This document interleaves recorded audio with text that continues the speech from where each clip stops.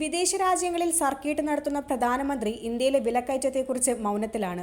സാധാരണക്കാരന് ഒരു മൊബൈലിലെ phone recharge ചെയ്യാൻ ആയിരങ്ങൾ വേണം. വിലക്കയറ്റം കാരണം ജനം പൊറുതിമുട്ടുമ്പോൾ പ്രധാനമന്ത്രി വിദേശ രാജ്യങ്ങളിൽ ടൂറിലാണ്. നിലവിൽ 8ഓളം മൊബൈൽ കമ്പനികൾ ഉണ്ടായിരുന്നത് ഏകദേശം 2 മാത്രമായി ചുരുങ്ങി. ഇനി VI കൂടി പൂട്ടിക്കെട്ടിയാൽ മൊബൈൽ ചാർജ് അംബാനി ചോദിക്കുന്നത് കൊടുക്കണം. 25 ലക്ഷം പേർക്ക് അങ്ങനെ അവരുടെ തൊഴിലും പോയി കിട്ടും. സാധാരണക്കാരൻ്റെ വയറ്റത്ത് എങ്ങനെയടിക്കാമോ അതാണ് മോദി ഇപ്പോൾ ചെയ്തുകൊണ്ടിരിക്കുന്നത്. അതുമാത്രമല്ല, ഡിജിറ്റൽ ഇന്ത്യ എന്ന് പേര് പറഞ്ഞ് ജനത്തിനെ പിഴിയുന്നു.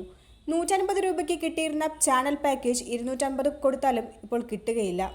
ഇന്ത്യയിലെ നമ്പർ 1 തൊഴിൽദാതാവായ റെയിൽവേ ഒരു റിക്രൂട്ട്മെന്റ് നടത്തിയിട്ട് കാലം മറന്നു.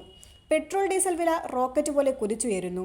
കേരളത്തിന്റെ കേന്ദ്ര സഹമന്ത്രി സുരേഷ് ഗോപി വന്നാൽ എല്ലാം ശരിയാകുമെന്ന് പറഞ്ഞവർ സുരേഷ് ഗോപിയെ കണ്ണിൽ കാണാൻ പോലുമില്ല എന്ന സ്ഥിതിയിലാണ്.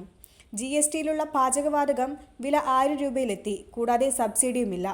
വൻകിട തൊഴിൽ നഷ്ടം മൂലം വാങ്ങിക്കാൻ ആളില്ലാതെ വാഹന വിപണി തകർന്നു തരിപ്പണം.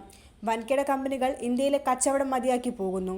എല്ലാ മേഖലയും റിലയൻസ് പിടിമുറക്കുമ്പോൾ ചെറുകിട സ്ഥാപനങ്ങൾ അടഞ്ഞുകൊണ്ടിരിക്കുന്നു. GST വന്നാൽ ഇവിടെ പാലും തേനും ഒഴുകുമെന്ന് പറഞ്ഞിട്ട് ഇവിടെ എന്തിനാണ് വില കുറഞ്ഞതെന്ന് മോദി സർക്കാർ മറുപടി പറയണം. 35 വർഷത്തിനിടയിലെ ഏറ്റവും രൂക്ഷമായ വിലക്കയറ്റമാണ് ഉണ്ടായിരിക്കുന്നത്. 97% ഇന്ത്യക്കാരുടെയും വരുമാനം കുറഞ്ഞുകൊണ്ടിരിക്കുകയും ഏതാനും വിരലിലെണ്ണാവുന്ന കോർപ്പറേറ്റ് മുതലാളിമാരിലേക്ക് ഇന്ത്യയുടെ സമ്പത്ത് എത്തിപ്പെടുകയും ചെയ്യുന്ന അവസ്ഥ. കഴിഞ്ഞ 4 പതിറ്റാണ്ടിനിടയിലെ ഏറ്റവും രൂക്ഷമായ തൊഴിലില്ലായ്മ. ലോകത്തെ ഏറ്റവും വലിയ 3 ധനികന്മാരിലൊരാൾ ഗൗതം അദാനിയാണെന്നതാണ് ഹിൻഡൻബർഗ് റിപ്പോർട്ട്. ടെസ്ല സ്ഥാപകൻ ഇലോൺ മസ്കിനും ആമസോൺ CEO ജെഫ് ബെസോസിനും പിറകെ $137 മില്യൺ ആസ്തിയുമായാണ് അദാനി നിൽക്കുന്നത്. മോദി അധികാരത്തിൽ വരുന്നതിന് മുമ്പുള്ള അയാളുടെ ആസ്തിയും ഇപ്പോഴത്തേതും തമ്മിലുള്ള ഒരു താരതമ്യം ഇന്ത്യയിലെ പട്ടിണി പാവങ്ങളുടെയും ദരിദ്രരുടെയും വർത്തമാന അവസ്ഥയുടെ കൃത്യമായ ഒരു മറുചിത്രം വ്യക്തമാക്കും.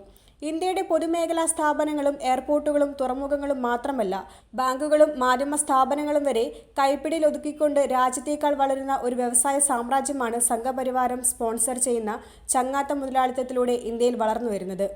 ചെറുകിട വ്യവസായങ്ങളും സംരംഭങ്ങളും തകർന്നുകൊണ്ടിരിക്കുമ്പോൾ, കർഷകരും കാർഷിക വിളകളും ചക്രശ്വാസം വലിക്കുമ്പോൾ, പട്ടിണി പാവങ്ങളുടെ ലോക സൂചികയിൽ ഇന്ത്യയുടെ സ്ഥാനം വർഷം തോറും പരിതാപകരമായി കൊണ്ടിരിക്കുമ്പോൾ ഏതാനും കോർപ്പറേറ്റുകൾ മാത്രം തടിച്ചുകൊഴുക്കുന്ന കാഴ്ചയാണ് ഇവിടെ കാണുന്നത്.